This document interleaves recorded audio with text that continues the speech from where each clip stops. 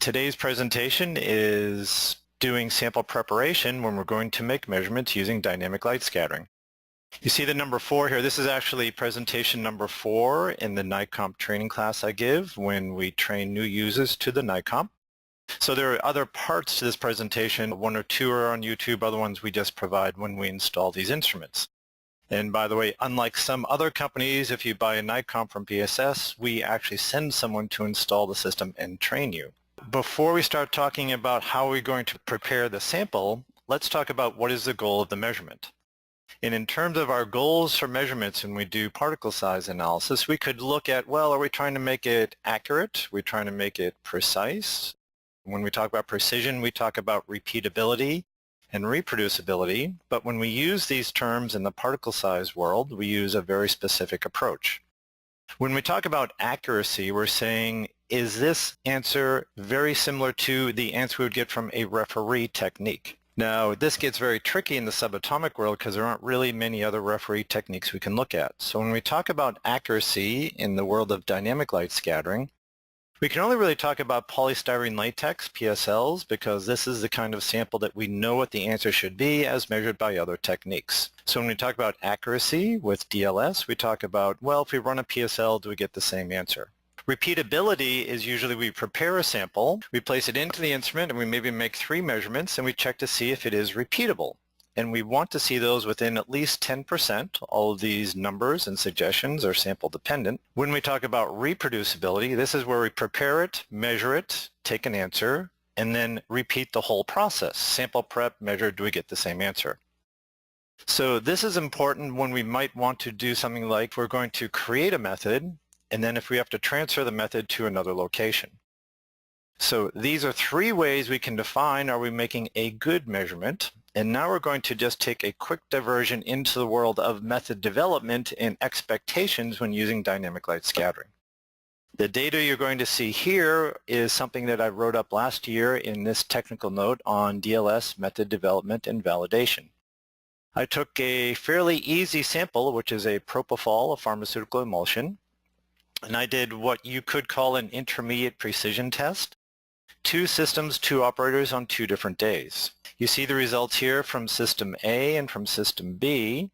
And what we usually focus on when using dynamic light scattering is the intensity mean and the polydispersity index. And you see very similar results here, but not the exact same. This is because of all of the things involved with the measurement. They are actually different systems. The sample is prepared by 2 different people, but these are the kind of results we should expect when measuring fairly easy systems. We look at 200 and 207, not right on top of each other, but fairly close. This is real-world results, and you look at the polydispersity index. If we do multiple measurements, we see the coefficient of variation, which is a standard deviation divided by the mean, times 100.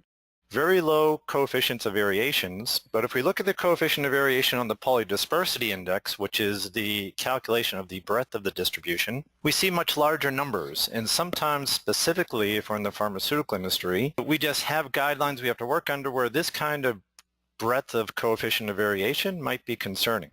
Now, another way we could approach this is rather than just using the mean and the polydispersity index, is if we used the D10, D50, D90 values, we could see we have much better repeatability calculations using these values to calculate the breadth of the distribution. If you look at the ISO standard for DLS, it says look at mean and polydispersity index, but if you need to do method transfer and set specifications, sometimes using D10, D50, D90 just makes these calculations look better. So if you're going to create a new method using dynamic light scattering and then transfer it to another location, the values you see on the right are the kind of numbers I would suggest be used in terms of how close should the 2 systems be. With the intensity mean, maybe plus or minus 20%, and for the breadth of the distribution calculations, maybe something like plus or minus 30%. So just a slight digression here to talk about what should we expect with repeatability and with reproducibility when using dynamic light scattering. Now let's go back to addressing the subject of accuracy, and this is where does our result compare to a known result. And as I'd mentioned before, the known result is a tricky business here in dynamic light scattering, and the search for absolute truth is best left to philosophers, not to people doing particle size measurements. The only way we can really get a leg in reality for accuracy is to say if we take a known sample, which is a polystyrene latex sample, do we get the expected result? And if you're going to be using DLS and the results matter, this is something you should be testing fairly frequently. And let's look at the procedure we use to test the accuracy of our system. Very specifically, when using the Nicomp, we suggest the use of these two standards. They're very similar. They both come from Thermo Fisher. This is actually the one that is NIST traceable, and this is the one that isn't, but it's less expensive. You can get just as good results. These are the two samples we typically use. They're nominal 90 nanometer standards. And what we're going to do is talk about the sample preparation, which we'll do in the next few slides, and also our glassware and what else is important to get very good results when testing the accuracy of the system. Now we're going to dilute these samples, and when we're doing our best work, we don't dilute with DI water. We actually suggest preparing a 10 millimolar sodium chloride solution, and I give you the values here you would use to create this concentration of sodium chloride solution, and this is always very filtered water. If we're going to use the 3090A polystyrene latex, we pipette 30 microliters into 5 mLs of filtered solution. If we use the other standard, the 5009A, then it's 30 microliters into 50 ml of solution. And yes, we always filter the solution we're diluting with. Even if we've created this salt solution with filtered water, when we create these dilutions, we take that filtered sodium chloride solution, we filter it again, usually through a disc filter, because what we want to do is remove any large particles that might throw off the result, because here we're really interested in getting the most accurate as possible result.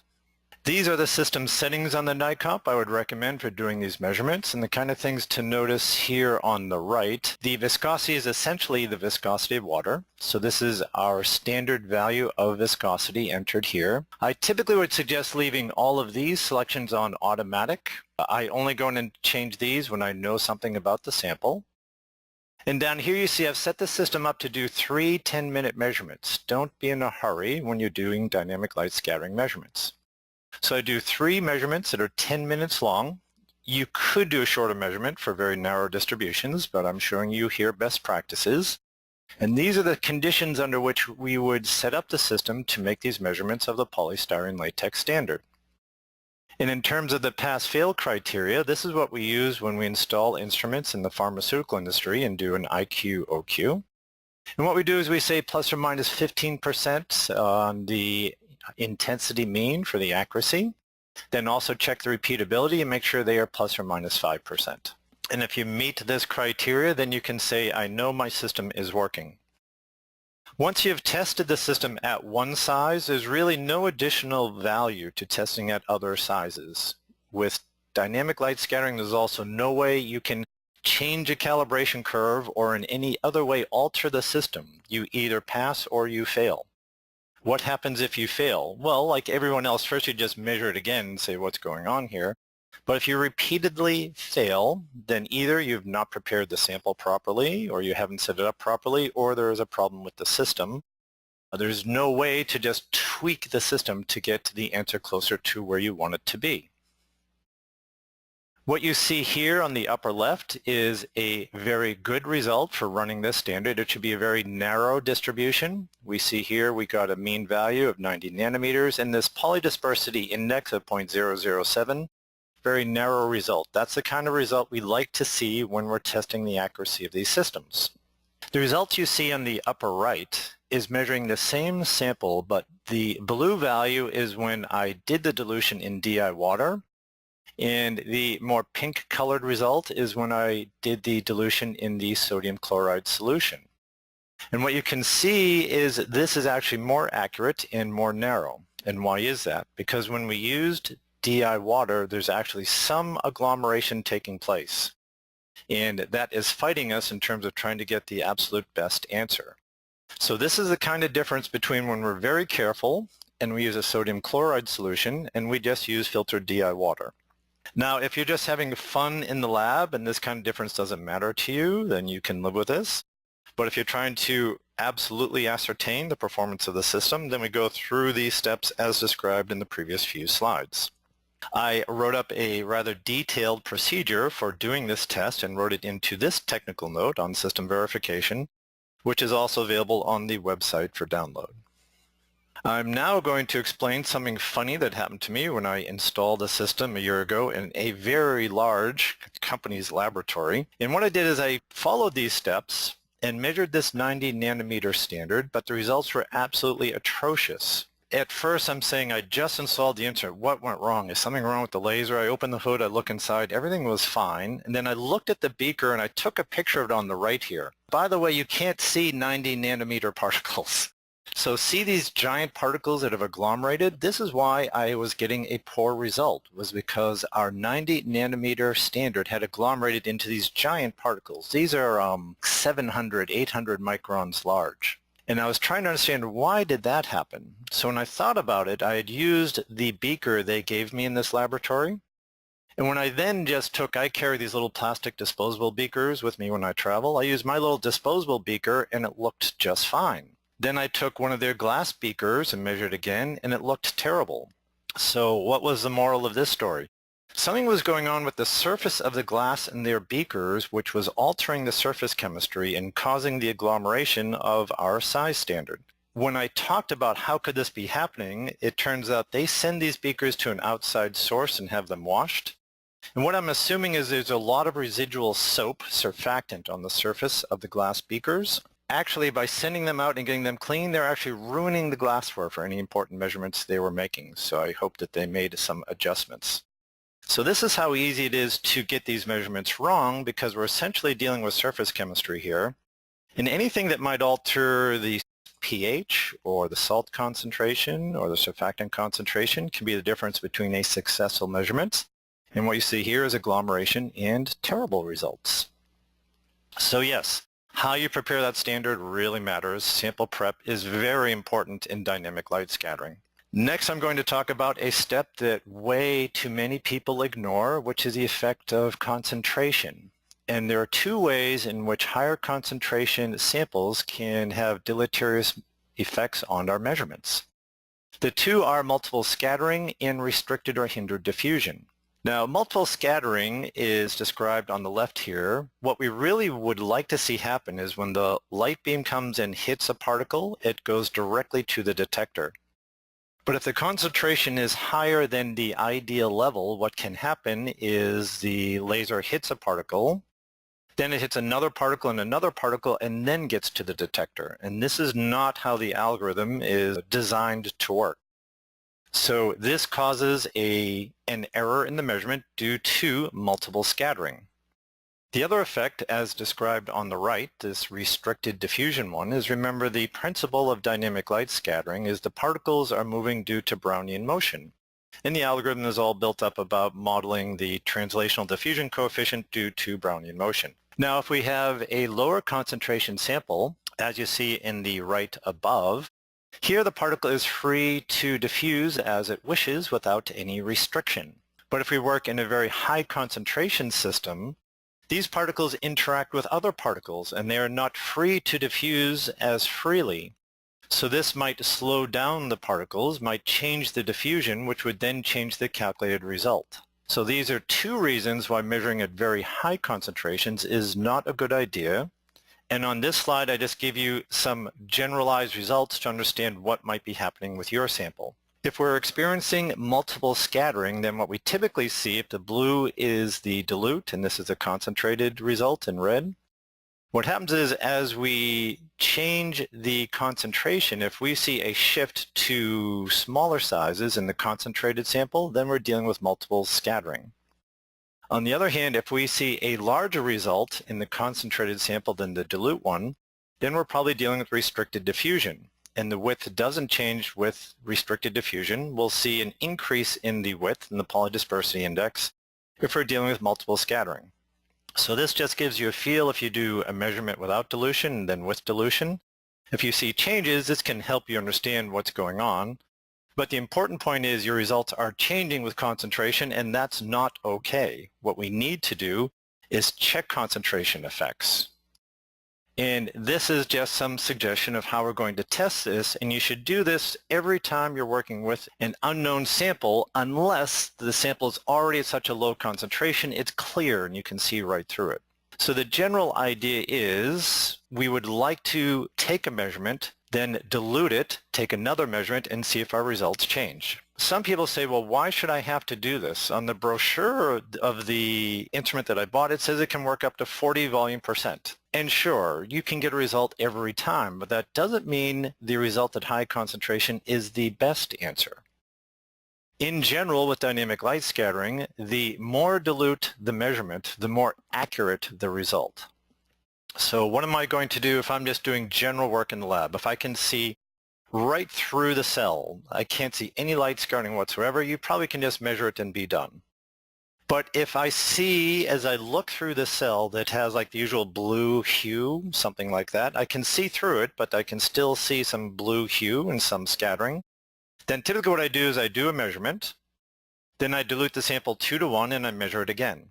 And if I get the exact same result, well, then I say I'm done. Doesn't appear that concentration effects are terribly important. If I get a different result after I dilute, then I dilute 2 to 1 again, and then I see, do I achieve the same result? And I keep diluting until I no longer see a change in results, and then I know that that is probably my most accurate value. Now, what if someone hands me a sample and I can't see through the sample? It's the light scattering is too high for me to be able to see through the cell. Then I usually start with a dilution of 10 to 1, do a measurement, and then dilute 2 to 1 or 10 to 1 again and do another measurement. So the basic story is here, do repeat dilutions until when you do the additional dilution step, you no longer see a change in the result. Actually, in the ISO standard for dynamic light scattering, it suggests for every sample doing like 5 concentrations and then extrapolating back to the infinite dilution value. And sure, that's good practice, but I hardly ever see anybody do this. But in the real world, you're working with an unknown sample, don't just stick it in the instrument and say, hey, I got a good result, I'm done. Always check the concentration effects. At least do a measurement, dilute 2 to 1, do another measurement, and make sure you're getting the same results. There are other ways that will affect these measurements as well, such as sample prep and time of measurement. We'll discuss those as we go along. Now, one of the more difficult samples we might have to measure with dynamic light scattering if somebody hands us a powder or someone calls something a nanopowder. I'm personally of the opinion there's no such thing as a nanopowder. All powders aggregate. So if we have a powder and someone says, well, I know that this is a 50 nanometer silica powder or something, we need to disperse this in liquid to use dynamic light scattering, right? This technique only works on suspensions and emulsions. We have to disperse it into a suspension. So what we're going to do is disperse it, and what we're probably going to want to do is try to disperse it to the point where we're looking at individual particles. Because if we have, let's say that these are 20 nanometer powder particles, and if 4 of them are stuck together, they'll diffuse in a way that's similar to one very large particle of this size range. So if we don't disperse to the individual particle state, the answer we're going to get is going to be much larger than the size of the individual particle. And especially if people say, well, it was 100 nanometers, for instance, and I tested on SEM, well, these could all be aggregated together. They're just picking out the one that they like to see and call out the size. So especially if we're dealing with powders, this is where sample prep will be the most important when using this technique. Very often when we're working with powders, we're going to have to use all the tools in our toolbox. And our toolbox here for creating a good sample include our choice of solvent. Should we use a surfactant? Which surfactant and at which concentration? Should we use a stabilizer such as sodium hexametaphosphate?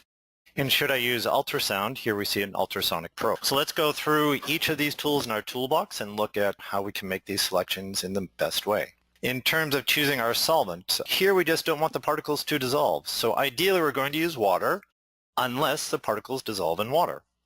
And we don't just use water, we use filtered water. And sometimes it's better to use a low concentration salt solution rather than DI water, as mentioned as we looked at how to do standards. Some powders just disperse better in alcohols, and it may disperse differently in IPA than in methanol. So if we are having trouble with water, the next step may be alcohol and see if that disperses better. Remember, if we're going to switch to an organic solvent, either for dispersion or for dissolution concerns, remember to change the viscosity in the Nicomp setup. Any error in your viscosity creates a proportional error in your final calculated result. So we're typically going to use water, and when we're doing our best work, we use low concentration salt solutions. Sometimes, especially in the pharmaceutical industry, people want to work with physiological saline or phosphate buffered saline. This could change the surface properties, but if it has to be used, but make sure you filter it. So how am I going to filter these solvents? Well, typically when we're at this point, we're just using syringe filters. And the most practical syringe filter to use for filtering your diluent, this is the Paul Acrodisc, which actually is like a two-phase filtration at 0.8 and then 0.2 microns. So most often I just use this Paul Acrodisc, and I give you the part number here for this filter. But if we're doing our best, most serious work, the best syringe filter you can buy is this Wattmann Anatop 0.02 micron filters.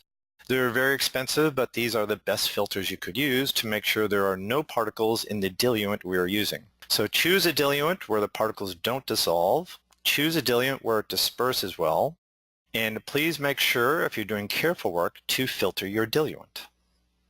Now, if we're going to work with surfactants, we have to choose which surfactant. Let's switch up here to how do we decide if we need a surfactant. So here's a powder that I just put into some water, and see how these are powder particles floating on the surface of the water? If particles float up here on the surface, then that means they have not wetted. And if they haven't wetted, then they're not going to disperse well. And this is when we use surfactants to make sure that they wet properly and go into the diluent so that we can disperse it properly. I then took this same powder, added some surfactant, and on the right what you see here is now some of this is sitting at the bottom and needs to be dispersed with an ultrasonic probe, but now they've been wetted, and this is a sample that then we can get a much better measurement from. What do we mean by wetted? That means that when we take this particle, and it might be hydrophobic on the surface, by making the right choice of a surfactant, then what we can do is align the tails of the surfactant to adhere to the surface of the particle, and then we have the polar head sitting out here in the water. And this way the water can coat the surface of the particle more properly, and then it goes into dispersion better. Surfactants are something we often use when working with powders. Even if we don't see the powder floating on the surface, sometimes the surfactant still helps us disperse the particle more evenly to achieve a better result. Let's go back to surfactants. In how do we choose our surfactant? A surfactant, or surface active agent, remember, has two components. There's the hydrophobic, the RC chain over here, and then we have the polar head here. There are four kinds of surfactants: non-ionic, anionic, where the polar head is negatively charged, cationic is positively charged, and zwitterionic when it has both charges. In our laboratory in Santa Barbara, where I do a lot of measurements, we have a fairly broad range of surfactants so that I can choose which might work best for unknown samples. This is the collection of the typical samples we leave around. The choice of surfactant can actually be made beforehand if we know something about the surface properties of the particles. So for instance, if I know for a fact that the particles have a positive charge, then I would use an anionic surfactant for that particular sample. Most often I don't know much about the charge on the surface of the particles, and so what I'll do is I'll choose a non-ionic surfactant, which is rather neutral and should work for most samples. The non-ionic surfactants we keep around are shown here, and the one I use most often is Egipal CA630. So that's the one I reach for most often. In many laboratories, people use Triton X100. If I need to use an anionic surfactant, I typically use aerosol OT. And if I know I need to reach for a cationic surfactant, I usually reach for Adagen 464. Now, for all of these surfactants, you never use these at full concentration. Before you use these, you always dilute them. If you don't dilute them, you're going to create all sorts of bubbles. Bubbles look like particles. You're not helping your measurement at all. So what I do is I keep bottles of diluted surfactant in the laboratory. And it's usually 1 ml into like 99 ml of DI water, mixed thoroughly, and then I keep this sitting there, and it should be good for a year. So when you're going to use surfactants, always use very dilute surfactants, usually at about maybe 1 volume %. I take my sample and I typically just put the powder in the bottom of the beaker. Then I add 1 to 2 drops of this diluted surfactant directly onto the powder. Then I add the water. And this is the best approach for dispersing powders so that we can then make these measurements of the dispersion. But very often when I'm using powders, I'm still going to run into some trouble with time because they might re-agglomerate. And what I can do is, rather than using DI water as my diluent, I might make up a solution of sodium hexametaphosphate and use that instead of just DI water. So what I'll do is I'll take about 0.5 grams of sodium hexametaphosphate, add that into 1 liter of filtered DI water, mix that for like a half an hour or an hour. And what this is going to do is actually going to help make sure that we stabilize the charge on the surface of the particles so that once we use something like ultrasound to break up the agglomerates, they don't agglomerate again. So in the most severe of cases, I'm not using DI water for my solvent choice. I'm using water with this concentration of sodium hexametaphosphate. So now I take my sample, which has been dispersed using a surfactant and maybe a stabilizer, and I'm going to make a measurement. And that measurement may look something like I see in the left here, where I see these two peaks, something at about 350 and something at 800 nanometers. If I have reason to believe the 800 nanometer portion of this result are agglomerates, the best way to get rid of agglomerates is to use an ultrasonic probe, as you see on the image on the right. And how much energy we enter into the system might be important. So what we'll typically want to do is a quick study of how long do we turn on the sample probe and what does that do to our results. What you see here in the upper left, this is with no ultrasound. Then I give it 30 seconds of ultrasound, and we've done a good job. We've made this peak at 800 nanometers disappear. Then I get a mean size of 385 nanometers. I then add 30 more additional seconds of ultrasound, and we get down to 355. So what we'll typically want to do is use ultrasound and measure maybe 10, 30, 60 seconds of ultrasound and make sure we know what level of ultrasound does the best job to disperse the particles. What you see in the lower right is just the very great difference between no ultrasound, where I have these agglomerates, and then once I've dispersed it properly, we'll then be looking at the individual particles. So if we're going to take powders and we're going to disperse it into liquid and try to do measurements using dynamic light scattering, it's very important to keep a range of surfactants around, and also it's very helpful to have an ultrasonic probe. Ultrasonic baths can add some energy, but nowhere near the intensity available using an ultrasonic probe. Another point, which isn't so much sample prep as using this system, is just time of measurement. Don't be in a hurry when you're using dynamic light scattering. And always test repeatability. The ISO standard says your repeatability should be plus or minus 5%. I think that's a little too tight. But if you're having some troubles with your samples and it's not repeatable, one of the first things you want to do is just lengthen the duration of your measurement. Within the Nicomp DLS software, you can actually create this time plot. And the red is the intensity mean, and the blue is the volume, and this color is the number weighted mean. And what you want to make sure is these numbers all stabilize as a function of time.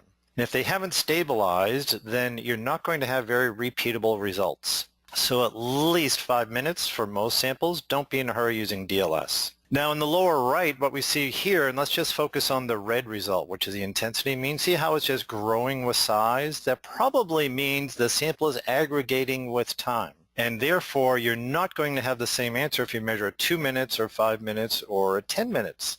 And therefore, you need to go back and recheck your sample preparation technique to see why is it aggregating. And if it is aggregating with time, and especially if it was a powder to begin with, then you might consider that trick that I showed you of using sodium hexametaphosphate, which fights this tendency for particles to aggregate with time. Just the last point on time of measurement. This came from this technical note as well on method validation. You know, if you just do quick measurements, all of your answers are varying. But then if we wait until 10 minutes for this sample, and this was a fairly easy sample, all of these didn't really stabilize until we got out past, it looks like around 8 minutes. So take your time with DLS. If you're not seeing good repeatability, lengthen your measurement. If you're not testing repeatability, you're not really being too concerned about the quality of your data. You always must test repeatability using any technique in particle size measurements. Another issue associated with sample preparation is choosing which cell we're going to use for the measurement. Now, when we supply Nicomp systems, we'll supply these disposable square cuvettes. You can purchase a glass cuvette, and for your most serious measurements, the glass actually has the least amount of stray light scattering, is probably the best choice. But we also supply these 300 microliter round glass cells, which fit into the cell holder. So we're going to choose which cell, and for day-to-day measurements, I typically use these round glass cells if I'm just doing size measurements. But if I'm going to do size plus zeta potential, then I use the square disposable plastic cells, because I can use this cell to make my zeta potential measurement. But for most day-to-day measurements when using a Nicomp, I use these round glass cells. And one additional advantage of using these round cells is they fit into a centrifuge very well. So let's say I do some measurements and there's a few stray large particles that I really am not focused on. I'm trying to focus on the individual particles. What I could do is put this round glass cell into a centrifuge it for 5 minutes or so. And what that's going to do is force the largest particles down to the very end of this cell, and that's not where we take the measurement. We take the measurement up here about halfway through. So if I want to reduce the effect of a few large particles, then centrifuging this cell makes a lot of sense to make sure I'm looking at, to the best degree if I can, the individual particles in that measurement. Now when I'm doing the most difficult kind of samples, what I can also do is use this very small volume cell, put it into a glass cell, and what I'm going to do then is add an oil into this cell, and it's a refractive index matching approach. What I'm going to do is put in either one of these two oils, and I leave you the names and the part numbers here. And what this will help me do is by matching these refractive indices, and I'm going to focus on getting the most light scattering out of the sample in here as possible. And if you look at the technical note that I wrote and is posted on the website, I'm measuring very low concentration proteins, measuring 0.1 mg per mil of lysozyme. This is a cell I used for those measurements because it was a very weak scattering sample. And this is a technique you use when I'm dealing with low concentration, weak samples, and I'm not seeing the kind of results that I like. This is kind of the extreme final approach you use to try to get those best results. So remember, with DLS, you're always going to get an answer every time you put a sample in there and you hit go, but that might not be the best answer. So now that you've heard this, you know the tricks to do. To begin with, look at concentration effects. Measure it, dilute it, measure it. If you don't get the same answer, repeat and dilute it again, and it's the lower concentration results which are the most accurate. The solvent that I choose really matters. Make sure the particles don't dissolve in it. Make sure that it disperses well in this solvent choice, and no matter what the solvent, water or anything else, make sure it's filtered. The surfactant matters, especially if I'm going to be taking powders and want to disperse them for measurements. The concentration of the surfactant matters. Maybe use an stabilizer. And the amount of ultrasonic energy is important. You know, to do a study of how much ultrasound was entered into the system to try to disperse the particles to the individual particle state.